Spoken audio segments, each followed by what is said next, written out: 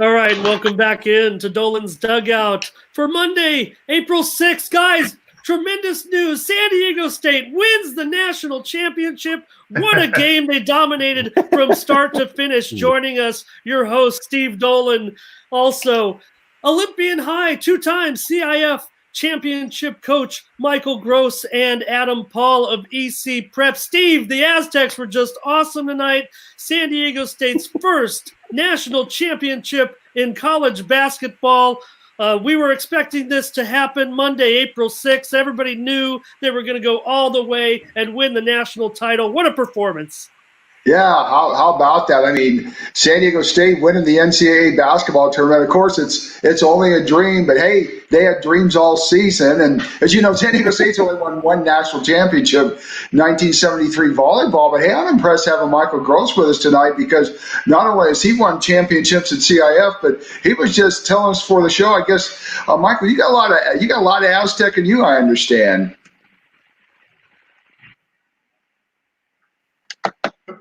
Yeah. I have one of my middle daughter is a freshman there. I'll have another daughter going there in the year. I had season tickets for football and basketball for like 25 years. So yeah, Aztec, I bleed red and black. Although I do announcing for UCSD, so I also bleed a little blue, but mostly red and black. Very cool. And as you know, UCSD, one of their sports, well, all their sports, they're going Division I next year. So how is that for the pro? Have you talked like the coaches out there at all about what that's going to be like jumping up to Division I? Yeah, they're excited. I mean, they've been recruiting as a D1 program for a few years last year they ended up being ranked sixth, I think, in the country in D2. This year they were pretty awesome. They looked really good. They had some great pitching, some clutch hitting, so they look really good. So I think they're going to do well in D1. I don't know. I think it's a 4-year probation period where they have to wait to be able to go and make postseason. But their Coach Gherkins has got a good thing going on out there. She's a great coach. She's been there a while. She knows how to recruit. They got some talented players there. Plus, they got a couple of kids I used to coach at Bonita Valley softball when they were 8 years old. So it's kind of cool to watch them develop and now playing D1 college ball. Well, speaking of softball, now your softball team, of course, sadly, all the CIF seasons have been cut short. We know why with the coronavirus, and we all understand it. But how hard was it on your players to know that their season's over when it barely began? Oh, Adam and I were talking about this, over the last, when we first started hearing about this. It was pretty devastating. I use the word luckily, and that's not the right word, but we only had one senior on our team this year, so almost all of the kids will be coming back. But they work so hard. We started off-season workouts back in September. I mean that's how long we've been working with the younger kids and the freshmen and the younger players. The older players were coming out when they could, and then we get to play 2 weeks. Then we get a week of rain, so those games get washed out. We're all scrambling to reschedule games, and then on Friday they tell us, "Never mind, go home." We didn't even have time to get the kids' gear bags out of the shed. That's how quickly this happened. So, it's they were pretty bummed. They all understand it. Everyone knows why we're doing this, but to get to play 6 games, then you're done. That's it. Nothing. That's it. No banquet, no senior day, no anything. Heck, my novice team, they got to play 1 game, practice for 4 weeks, and played 1 game. Hey, Adam, bought all their spirit gear, and played 1 game. It was just so hard to tell them. Yeah. Hey, Adam, fortunately for Mike and all the teams, we don't want to belabor the situation, but you know what, Mike, would have been no games this week, Adam, right? We would have been postponing all the games this week. Yeah, that would have been, at least a legitimate reason. Not that the coronavirus isn't legitimate, but at least you could have, somehow rescheduled these games, like Coach Mike was saying. That week after the Cougar Classic, it kind of rained a bit, so that would have been the second week of madness. Trying to reschedule umpires and games and things like that. So yeah. Yeah, and as a softball coach, you prepare for that. You always build in days where you can reschedule games because playing in the spring that happens. But it's I told the girls this morning. We should have been getting ready to play Mater Dei tomorrow. I mean, that's what today would have been, and to not have that opportunity. I mean, it's bad. I mean, it hurt. I know it hurts the girls. I mean, I don't want to sound selfish, but it broke my heart.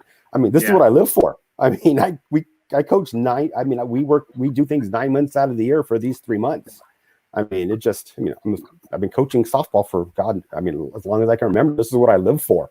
And to have it just taken away from you it's just a gut punch.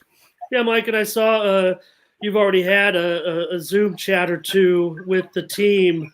What kind of softball curriculum do you set forth with them, especially the underclassmen, throughout this time?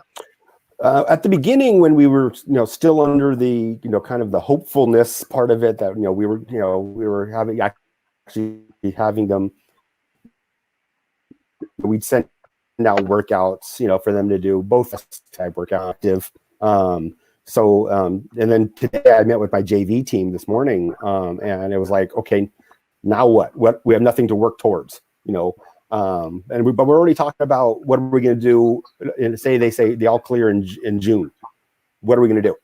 Or the all clear is in July. We're already planning on playing in a summer league and a fall league with my JV team and my novice team. It won't be the season they would have had it's in high school, but at least they get to go play. That's my JV coach was telling me this morning. He's like, he goes, I just want to go play. I don't care who it is. I don't care where it is. He goes, I don't go anywhere. We just want to go play. And these girls, you can see it. They've been working so hard.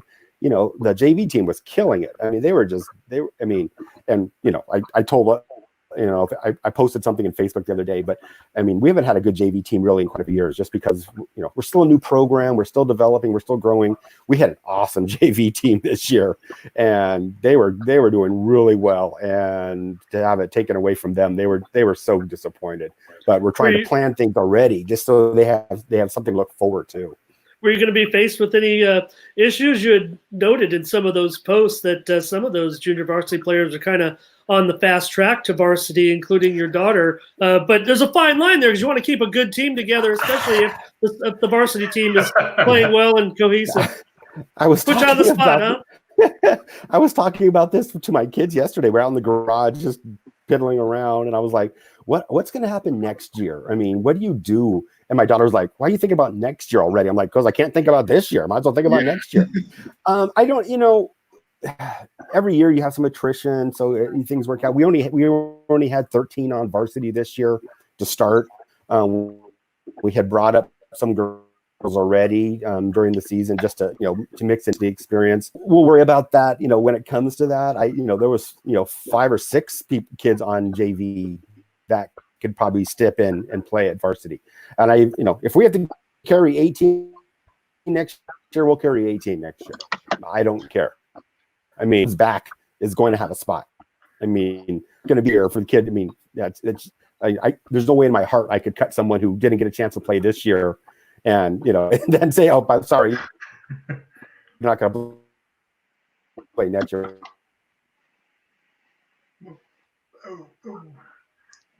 Yeah, Mike's just having a little bit. We've caught most of what he was saying, and he's just freezing up just a little bit. If you can hear me, and if you do freeze up and you feel like you can go get back in and come back in on the same link if there's a problem, and you'll be right back in the chat. Steve, you can appreciate this, and Adam knows this, but Mike is not only a familiar face in local softball circles, but you mentioned the public address that he does for softball up at UCSD, but he's also one of the most preeminent basketball public address announcers on the prep scene, doing many tournaments throughout San Diego County throughout the regular season and postseason.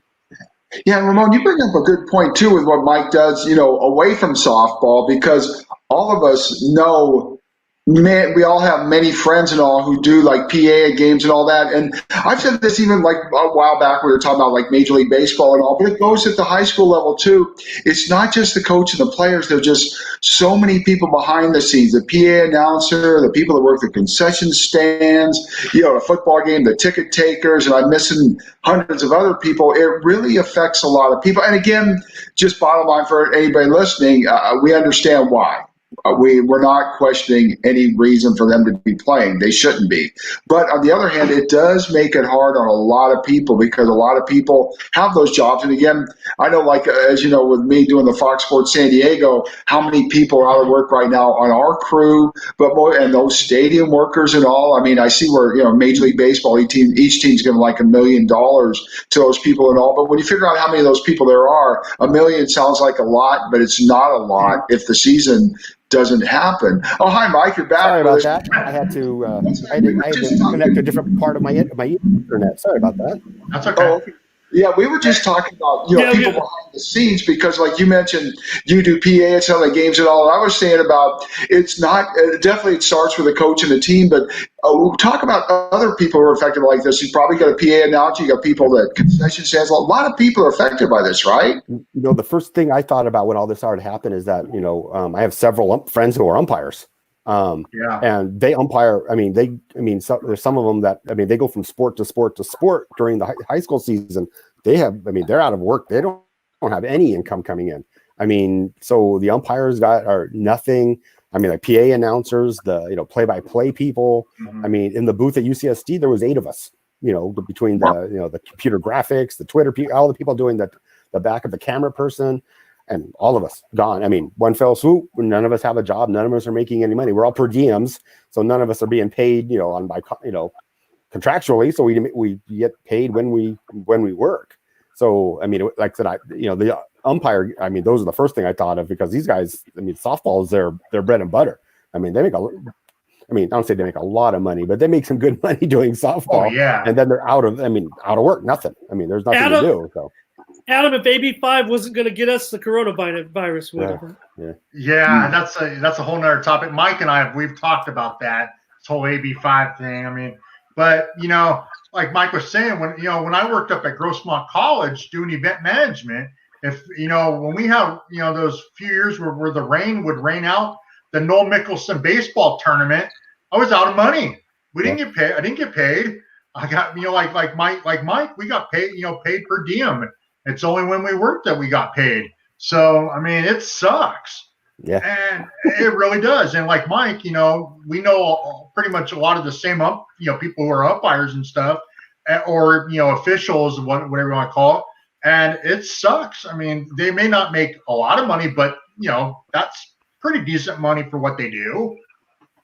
Yeah. It's all, across the board. Like I said, it's umpires, announcers, people that work the concessions, and the thing that's, it's really going to start hurting is, a lot of the money that, high schools collect for admissions, ASB takes in for snack bars, that money goes to pay for sports for next year, and now they're not, I've told all my teams, we're on our own. Don't expect anything from ASB, not because they don't want to, they're not going to have any funds. Yeah. And that's also going to happen at the collegiate level too. There's going to be some serious financial issues up there. You mentioned some things, Mike, I saw in one of your posts about some of the challenges moving forward. It's something that Steve and Adam and I have talked about doing this show in the COVID era. And that's when, it's time to go back to school and how it relates to athletics and the different challenges moving forward, especially in recruiting and things like that. Can you shed some light on that? There's recruiting as a whole. We could talk about that for about 8 hours. I got time. I actually had a phone conversation with a good friend of mine who's a coach of a D1 program in New Jersey, and I was asking him, like, okay, what does this mean for you now that every kid can come back? And he's like, he goes, I have no idea. I said, if all of my seniors could come back, that's probably an extra $300,000 that if we paid for what their scholarship was. And we don't have that money. He goes, there's no way. Either if they come back, they're on their own, or I have to tell them we can't afford to have you back. And then they'll either transfer or, something. But I read an article the other day, Joe Evans at Texas A&M said, if all of her seniors come back, it's almost $600,000. In scholarship costs. That's just softball. Yeah. That doesn't account baseball, lacrosse, rowing, swimming, all the other spring sports that are going on. Texas A&M probably can afford it, but every other Big West, Mountain West, WAC, Northeast, all these other smaller conferences. There's no way. There's no way they're going to afford that. Now, and I saw you mention in one of your posts, Mike, you were talking about some of the softball teams actually do make revenue. How many D1 college softball teams actually make revenue? Oh, I don't know how many. I mean, a lot of them charge, entrance fees, so they're making some. Outside of the Power Five, probably very few are actually making money. I mean, they may be covering some costs, but they're not covering all of their scholarship costs. Right. They're just doing some offsets. I mean, if you're Sam Houston State, or you're Gonzaga or whatever. I mean, you're charging someone $8 to come in to watch a softball game. You get 50 people to watch. You're not making a whole lot of money. Even San Diego State, I mean, they charge to get in, but they average 100, 125 people a game. They're not making a ton. They're not covering their costs. And we only get offsetting 4 or 5 major, like you said, the Power Five. Those are the conferences that you see on national TV. And UCSD didn't even charge. I mean, people walked in. I mean, they were only getting 30, 40 people at a game. Obviously it was early in the season, but but because that's why I remember asking you when they limited it. In the beginning when they limited it to crowds of 200, and UCSD had put out that notice. That's why I asked you, how does that affect softball? And that's when you told me they only got like maybe 30 or 40 people.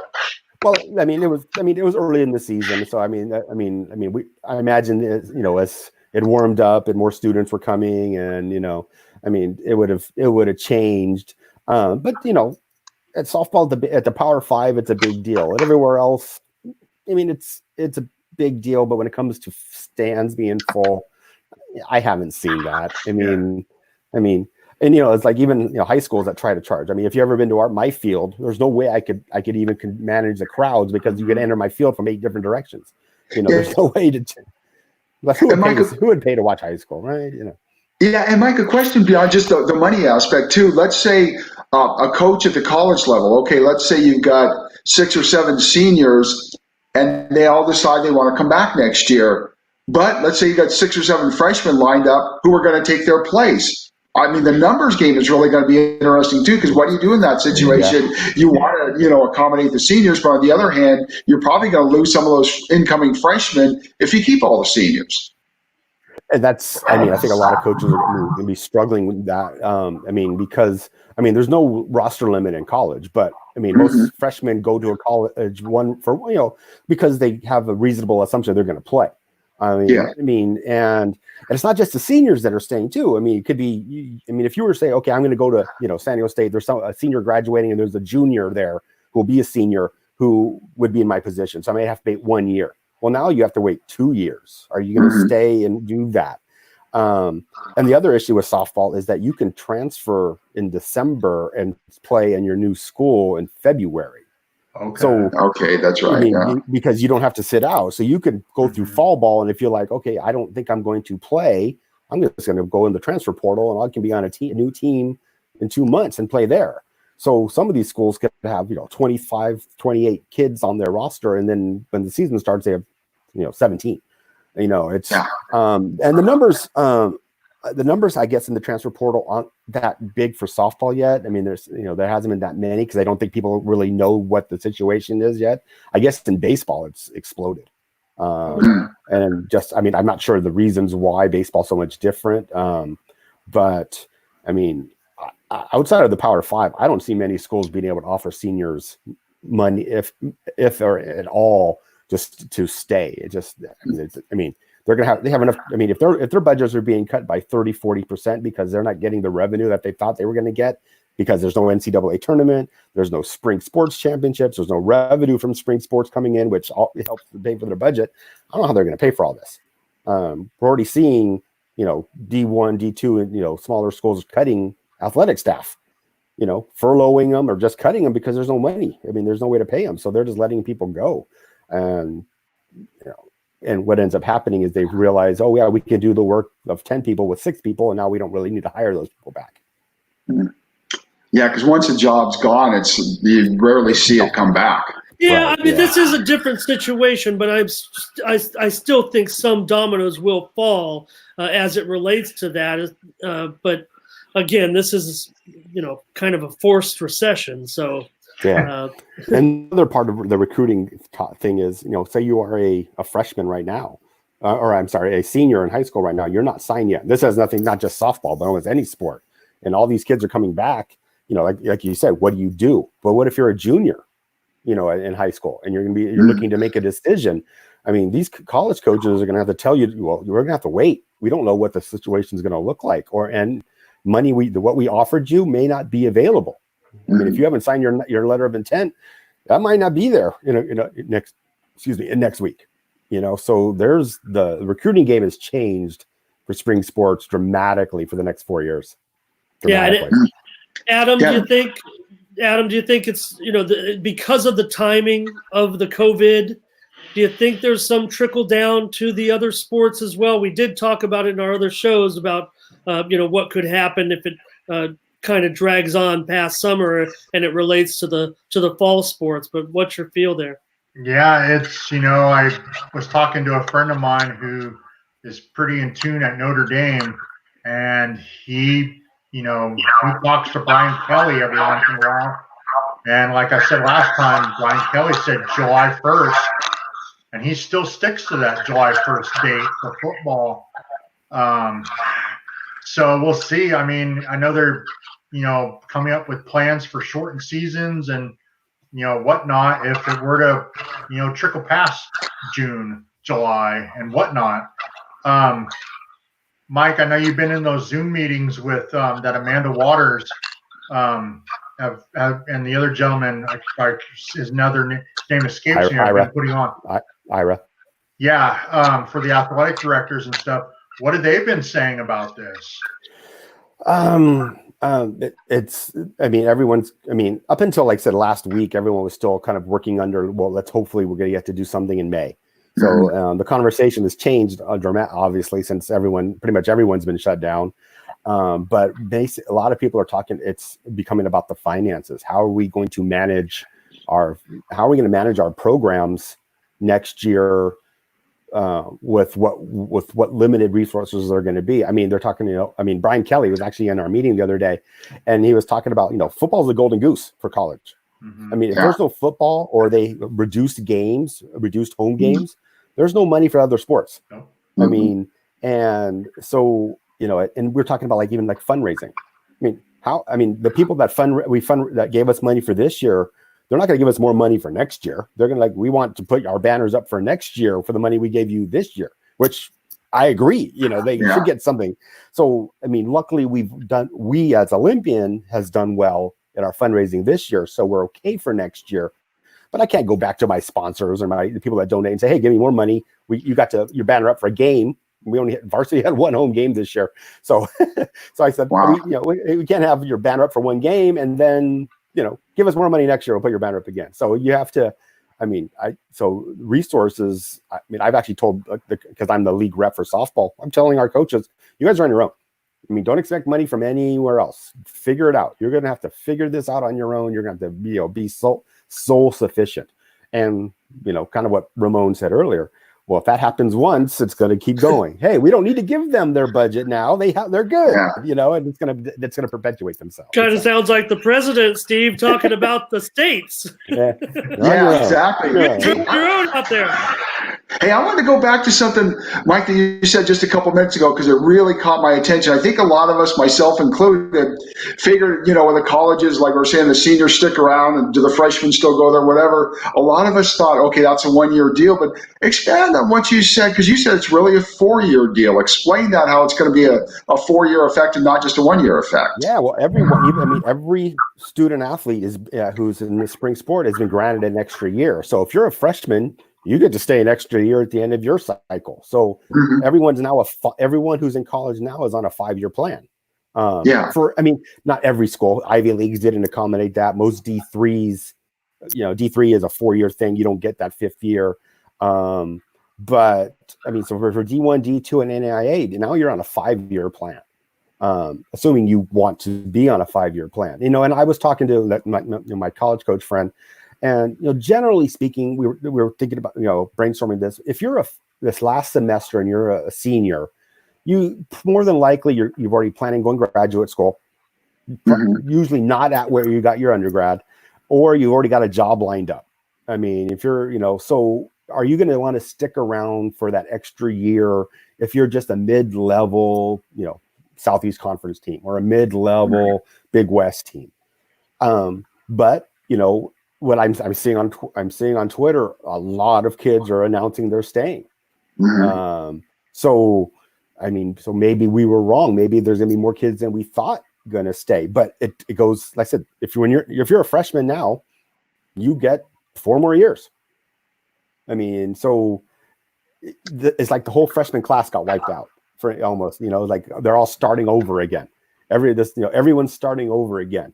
So recruit, if you're a high school recruit right now, you're not fighting 1 year of kids staying. You're fighting 4 years of kids staying. Yeah, because I was watching Sports Center early in the morning, and they had on Alex Martins from Kentucky, who plays softball at Kentucky, and she was having a stud superstar senior season up until the end there when it got obviously halted. She was leading the country in RBIs and up there in batting, and the person from ESPN asked her about what she has she made a decision yet, and Alec Martin said that she had already planned on going to like you said, grad school at another institution. So she's not really sure. I mean, she had already made plans, like I said, to go to graduate school at another institution after this year. So she says she's going to sit down and think about it, but it's more than likely she'll go to graduate school. Yeah, I mean, in my thinking, and I don't, I can't speak for all these players. And again, it's not just softball. We're talking every spring sport. I mean, there's a lot of spring sports. But what happens? Okay, I mean, how many seniors are in the spring sport at any given school? A couple hundred, maybe at the bigger schools, 300 to 400. Does that affect how many incoming freshmen they can now take? I mean, schools can't, just keep, bringing more and more kids on. I mean, so are there 400 freshmen that now are not going to be able to go to San Diego State next year because all those seniors are staying? There's only so much room, and that's what about a smaller college? What about UCSD or Point Loma Nazarene or any, the smaller schools where they have a finite amount of kids they can bring in every year. Well, if a bunch of seniors stay, does that mean a bunch of freshmen can't get accepted now? So there's a lot of questions that are the NCAA just punted it. They didn't answer any question. Yeah. They just raised their hands up and said, schools, you're on your own. The NCAA did no help to their membership. Agree with that. Now, Mike, a question as we go forward now in high school sports, obviously, kind of like in the NCAA level, football does carry a lot of the load. Have you heard any talk, as far as football season this year, worst case scenario, and I don't know if it's been discussed with coaches or not, could a sport like football play without fans in the stands, or where every player gets 2 tickets for mom and dad or 4 tickets for mom and dad and 2 friends? Has that been discussed? I to be honest, I believe everything's been discussed. I don't see. I mean, football, like I said, there's the meal ticket for every other program. And you can social distance yourself in a football stadium much easier than you can in a basketball gym. But I mean, I've seen talk about just playing league games. Well, that's great if you have a 7-team league. What if you have what the Grossmont division? They have 4 teams in the league. I'm not sure that does much good for them. So everyone's. I've talked to our football coach Ryan Van Nostrand, and he's just like, we're just hoping. Of course, if they can't get started until mid-July, he's like, I'm not sure how I'm going to get. I mean, he goes, I haven't even seen my freshmen yet. I don't know who they are. Whereas they've already, they'll see them normally in mid-June. He goes, I don't even know who these kids are. We're not going to have a freshman orientation. I'm not going to meet any of my freshmen that are coming in. Luckily, I'm on campus. I mean, so I'm usually on campus. Hopefully I'm on campus again next year. But so I can have some meetings. But if you're a walk-on coach and you're not able to be on campus, you're not even going to know who your kids are until tryouts. So when it comes to football, I mean, they need, good 4 to 5, maybe 6 weeks before they can start playing. And week 0 is what, the end of August this year? Yeah. August 21st. Yeah. My birthday, August 21st. So how are they? I mean, you're pushing it even because we start school, mid-July, assuming everything, in Sweetwater. I mean, that's not even 6 weeks. You're going to have to get started before school, which they do anyway. But that's assuming we get started early July. And like I said, and Ryan, like Coach Ryan, he won't even know who his freshmen are. He won't even never have met them until at that point. I think these are realistic and honest timelines that everyone are putting forth. I mean, we cross our fingers. I mean, if anything, guys, today, I'm talking about Monday, it was the slightest tiny bit of good news of the COVID health-wise. If we have days like this all the way through, we're going to be fine. But that's just one day at a time, and every day, things can change. So, and that's maybe in California. I mean, other states maybe on the other side of the pendulum. So, Right. Well, what's crazy, like we talked before, last week, guys, and what's his name? The state superintendent guy gentleman had kind of left the door open, a small budge, but then the next day Newsom comes out and says, "Oh, sorry, all schools are closed until the fall." And then, of course, the next day, all the CIF commissioners. I mean, what could they have done? I mean, they couldn't vote. It couldn't have been it had to have been a 10-0 vote. And of course, you guys had John Matthew on that night. I was listening to what he had to say. That had to have been a hard decision right there. Yeah, and I have to give Jerry, Schneep a lot of credit. I mean, it was as heartbreaking for him to write that letter that he wrote that it was for us to get it. He actually, I don't know if you guys saw, but he sent a letter to all the spring coaches this morning, and which was very nice to yes, we're all part of all the coaching fraternity, but the spring coaches are the ones that are specifically affected by it. Mm-hmm. And it was nice to him to recognize, how much work we've put in and how hard it's been for us. But yeah, I don't envy. I do not envy with the position he and John were put in this year to have to go through what they've, what they've had to deal with over these last few weeks. It's had to have been really tough for them. And I do appreciate what Jerry's done. He gave us every opportunity. I mean, he left that door open. He gave every last opportunity for that, for us to give it a chance to get some games in, and it just wasn't meant to be.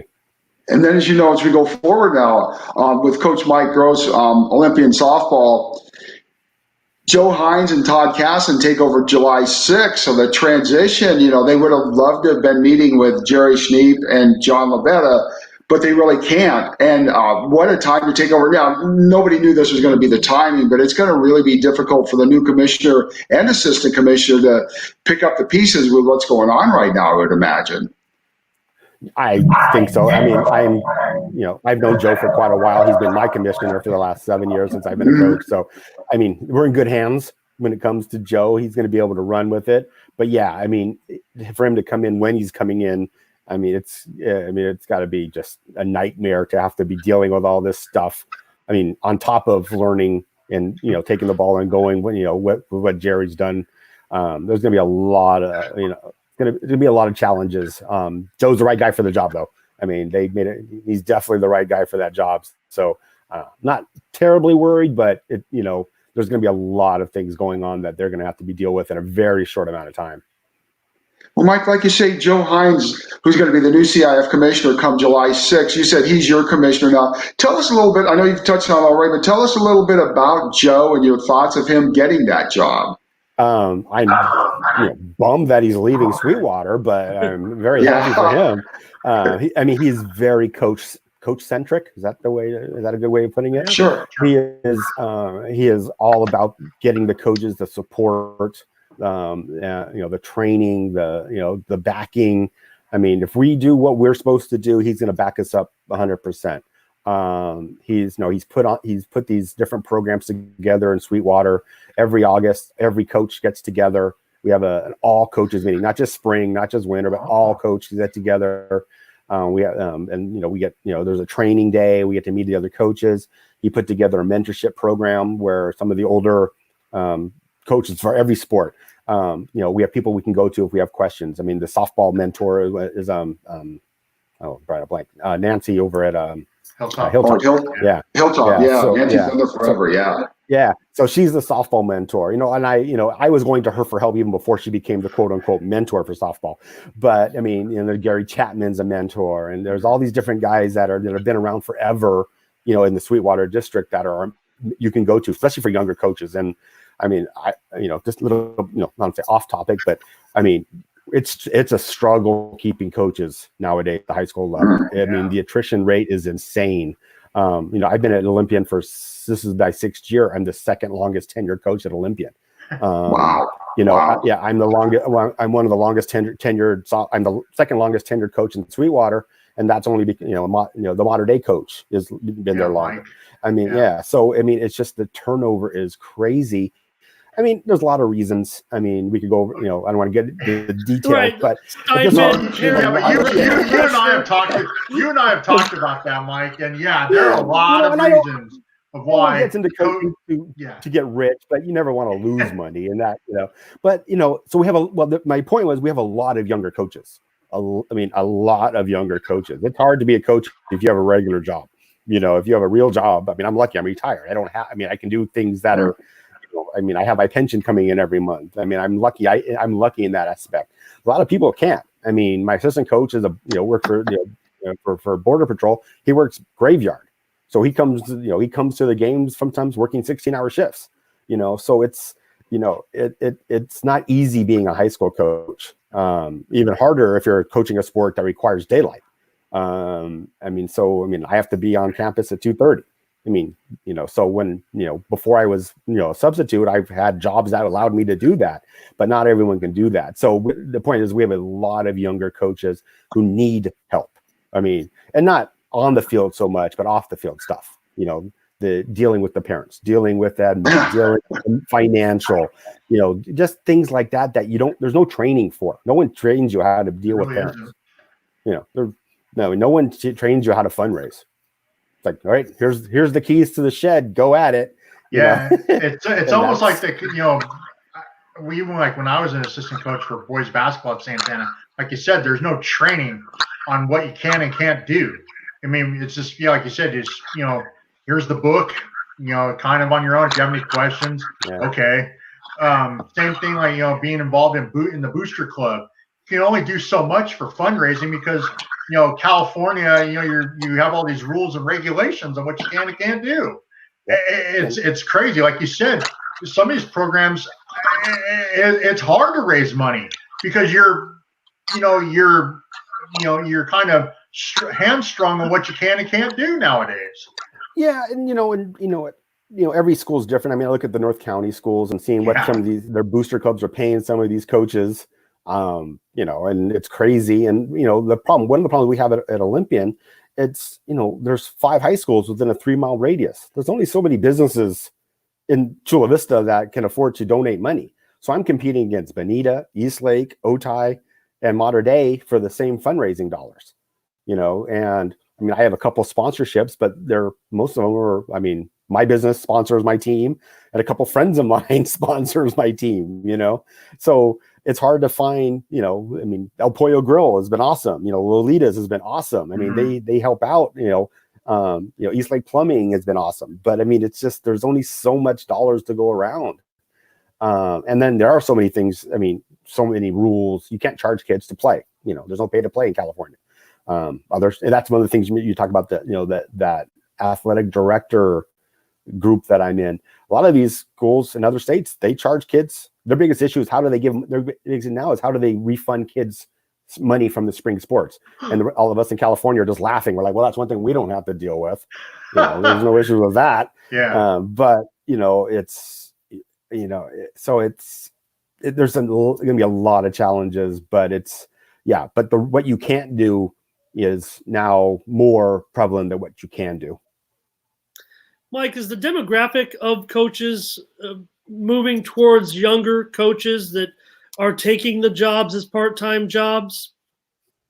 I think so. And that's, I think, also part of why the attrition rate is so high is that these coaches will come for a couple years and then realize, God, I got to go get a real job, or like you I can't said, make this you work. don't want to in my lose schedule. money. You almost got to. Right. You almost, if you want to be a successful coach, like yourself and many of the coaches that we see that stick around longer than 4 and 5 years. They put a lot of their own money and time into it, more so than just showing up at the field and hitting ground balls all day. Right. And the one thing, that, and Joe, I've talked to Joe about this quite a bit, is that the assistant coaches don't get paid. So I help take care of my assistant coaches, out of the money that I make. So, I mean, I don't want to say it's a wash. I make a little bit of money, but it's not. I mean, I more often than not, I put more money into the program than I get when I get paid at the end of the year. Which I mean, I do that. I do that out of because I love what I do. I know, my wife tends to get a little, like, really, doing it, but like I always tease, I married well. She has a really good job. She has, she allows me to do all these crazy things that I do because, she's, like I said, her job allows it. She covers the benefits. I'm allowed to do this stuff. But but to your point, Ramon, yes. I mean, I see a lot of, I see a lot of younger, especially in softball, I'm saying, female coaches right out of college, they take a coaching job, which is awesome. We want to have more females in the sport, but yet they don't seem to last. The reality sets 2-3 years. in. After 2-3 years, they're gone. Yeah. You also, Mike, because you've been around for a while, and you're in the education, and I was in the education field for over 10 years as a sub as well. Do you think that's because a lot of it has to do that there's no teaching jobs at the coaching position? I think that's part of it. And like I said, I think. I don't know the exact numbers. I mean, I can only speak for my school. I mean, we're like at 75, 80% walk-ons. I'm still considered a walk-on. Even though I'm an employee of the district as a sub, I'm still considered a walk-on because I'm not a permanent teacher. Every coach on my staff is a walk-on. There's not one permanent staff person on my softball staff. The baseball team is the same way. There's no, actually they do. Sorry, there's one teacher there. The JV coach is the teacher. But most of the teachers, most of the coaches are walk-on throughout the district. Yeah. And, so what happens is, like I said, we'll get up, and I have one of my assistant JV coaches was a player from mine, helped me win my first title, played for me for a few years, is a senior at San Diego State. Next year, she's going to have a job. She's like, I'll coach if I can, but I don't know because I don't know what my schedule is going to be like. So I'm hoping she can be around. She's awesome, but she has to start. She's 22 years old, starting her career. Can't make her be a coach, and if she's has a job, and now say, hey, sorry, you need to help me coach. It doesn't work that way. So I'm hoping she sticks around, but I don't know that for a fact. And I think that happens a lot of places where you hire coaches and they're there for 1 or 2 years, and you got to start over again. Well, guys, at least we got one other Olympian coach that we can take pride in his efforts, and from the East County, I might add, Marty, former star Marty Ellis. One of the best players to come out of the East County. He dedicates so much time. Yeah, he's a good dude. He actually coached the middle school team this year also during the high school season. That doesn't surprise me. No, he also ended up coaching the novice team for a while too. So Marty, Marty's a good dude. He works really hard. He, like I said, like I said, like most of us, it's all about the kids with him. And I actually knew Marty even before Olympian because our daughters played soccer together for a while. Okay. My youngest and his oldest played together for a while. So I knew Marty before I knew him as a coach, but when he was at Elkhorn Valley, and then when he came to Olympian, he's an awesome guy. I'm proud that I'm proud to have him on our staff and on our Olympian staff, and have him as one of my friends. Yeah, and as much effort and time as he puts in, he's really underrated and probably undersold as far as his X's and O's is concerned. He can coach way above the level that he's at right now. I believe. I think that there's a certain love of what he does right now. And I don't want to, I'm not denigrating Olympian as a whole by any stretch, but we're still relatively new school. We're only 15 years old, really. So it takes a long time to build. I mean, people think you build a program in 1 or 2 years. It takes a long time to generate the numbers to continually, build a program. I mean, like I said, my first year we won CIF. The second year we did okay. The next year we fell off the map. Then we built it back up, and then and this year we had last year we had like 25 freshmen come out. This year we had 11. And it's hard to replenish a program when you have 11 kids, and 6 of those 11 are this level players. So it's hard to, like, where do people go, it's like, but there's so many kids that play in softball in Chula Vista. Well, how come they only had so few? Well, we also have Hilltop, Otay Ranch, Mater Dei, East Lake, and Bonita, all chasing the same kids. So to the middle school and say, hey, come to Olympian. I'm not, they won't let me do that. Yeah. So whoever shows up is who I get, And as strong as the competition is down there, with all due respect, Mike, I mean, you guys always run up against a tough league schedule, and usually do your damage, in the playoffs because of the division that you're in. You definitely can compete with all of the teams that are on the level with you guys, and then some. But it's just the high quality of teams down there makes it real tough. Yeah, I mean, I've won CIF twice, and the best I've ever come in league was 3rd. Wow. That's how tough our league is. Last year was the first year we've ever beaten Bonita. So we went 0-2 against Bonita every year and still did well in playoffs. I mean, it's just when you have 3 open level teams in your conference, I mean, I'd put our conference up against anyone in the county. I mean, Hilltop's going to be a monster in the next few years. Juan is doing an amazing job down there. Coach Reyes, they're going to be a monster. Otay Ranch is getting better. I mean, Coach Ayala there he got some great kids that have come in. I mean, Johnny and I go back way back. I mean, go back to 8U All-Stars with my oldest. So, he knows this stuff. He's going to build a great program. Keep it going. And then you have, Mater Dei, Bonita at East Lake, which have been good for, as long as we can all remember. I mean, Olympian was a little sister for a while. I mean, for a long while. And we're still working at it to get better. I mean, some years we've been competitive. I mean, like I said, my first year we were 4th in league and we won CIF. That's how tough our league is. Yeah, because that was crazy. Because that was my first year actually covering softball. Was your first year you won your first CIF championship. And I was very impressed with you guys in that championship game. And of course, a couple of years ago, with Sydney, D1 player right there. Hurt. I mean, the way you guys beat, I believe it was Brawley, right? It was 2 years ago. Yeah, a very good Brawley team, and I mean, that was just amazing. Just the caliber of players you've had. Yeah, we've had. I've been blessed. I mean, we've had some really good players. I mean, I have a couple, seniors that are playing D1 ball. They're seniors now, so they were with me my first few years. Isa Leon, who's at UC Davis, and Justine Feder, who's at UNLV. They were awesome players. We had Sydney my first year here, as a freshman. So,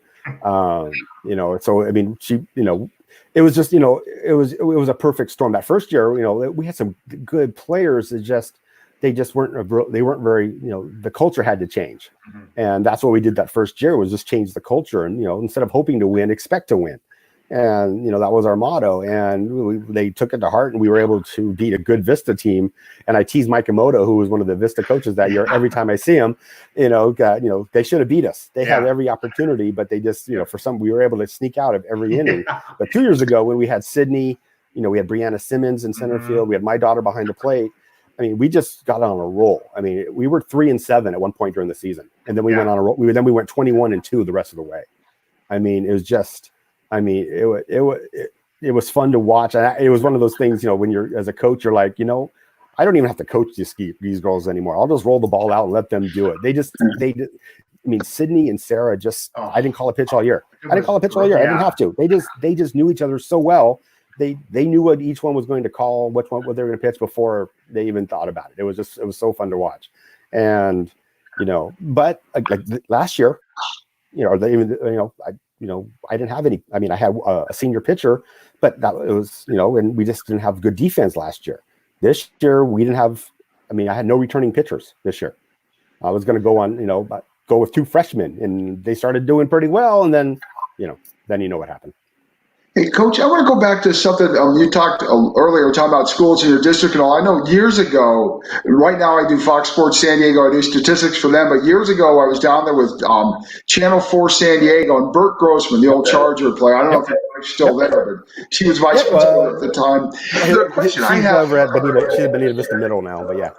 Okay, because what I thought was interesting for people out in East County who maybe don't get down your way that much, Bert Grossman, the former Charger, was telling me before their game on a Friday, before one of your games on a Friday night at Olympian, was talking about how with Olympian, East Lake, modern day Otay Ranch, he said you could literally on a Friday night look within about a 2-mile radius, and if everybody's home, you see the lights from 4 schools. Is that that's going to be how close the schools are there?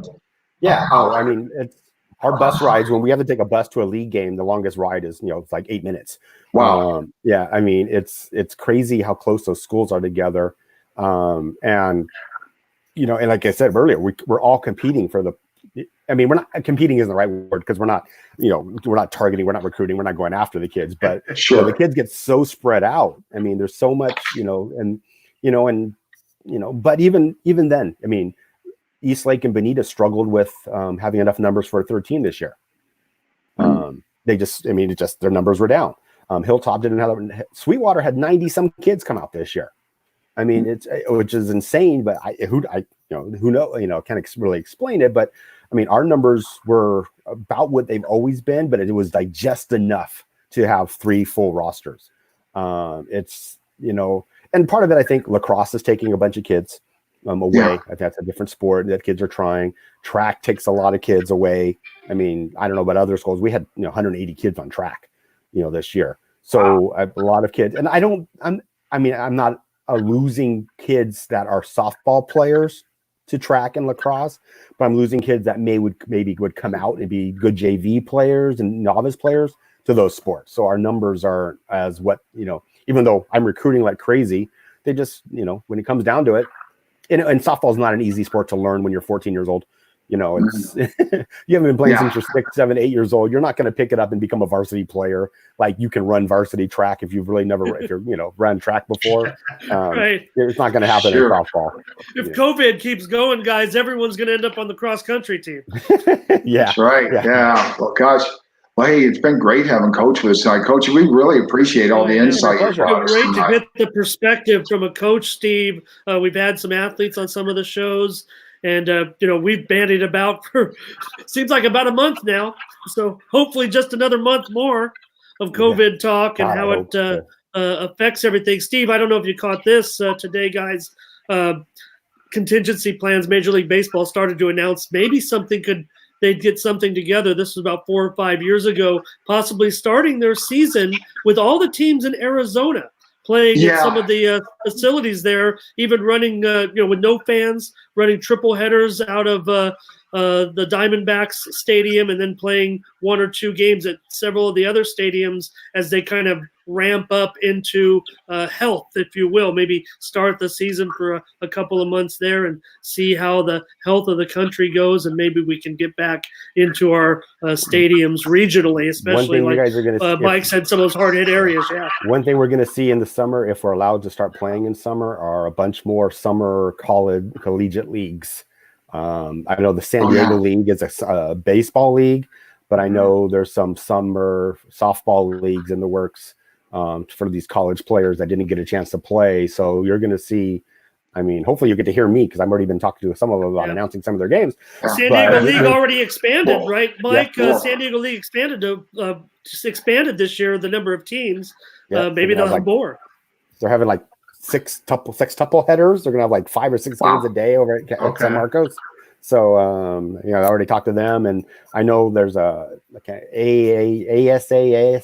Softball. We're gonna showcase that. They're trying to put together I know the factory, a softball team is trying to put together like an under 23 team program. So I think you're going to see a lot of summer ball if we're allowed to get going. Get those pipes ready, Mike. And I mentioned to the guys when you had to step away when your Wi-Fi went out. Of course, everybody's Wi-Fi goes out because everybody in the other room is doing Netflix. Exactly. But about Exactly. how much time you put in during the basketball season. Maybe people might recognize you from all the tournaments that you do and the PA work that you do I had so much during the fun. basketball season as well. So that was so much fun, and it's bizarre, kind of like when I fell into coaching. I interviewed to be the assistant JV coach at Olympian. Next thing I know, I was a varsity coach. Same thing happened. I was volunteering to announce at Olympian basketball games, and next thing I know, I'm working at UCSD and Point Loma Nazarene and all these big level tournaments. It's been pretty cool. Well, gosh, Coach, thank you so much, Coach Mike Gross, being with us. And hopefully next time we talk with you, Coach, we want to have you back. We'll just be talking about games that are being played, but of course, only when it's safe. That would be awesome. So hopefully in June, we're talking again. Yes, sir. Yeah. Well, thank you so much, Coach. We really appreciate it. Yeah. Thanks, guys. I appreciate the time. That's what we're all hoping for, Steve. All right. That's going to do it for another edition of Dolan's Dugout for Monday, April 6th, celebrating the Aztecs national championship that they would have won tonight. Guys, host Steve Dolan, coach of the Olympian High Eagles, joining us tonight. Mike, so good to have you here. Michael Gross, and, of course, Adam Paul of VC Preps, our regular guests. I'm Ramon Scott. Thank you for joining us. Have a good night. Thanks, guys.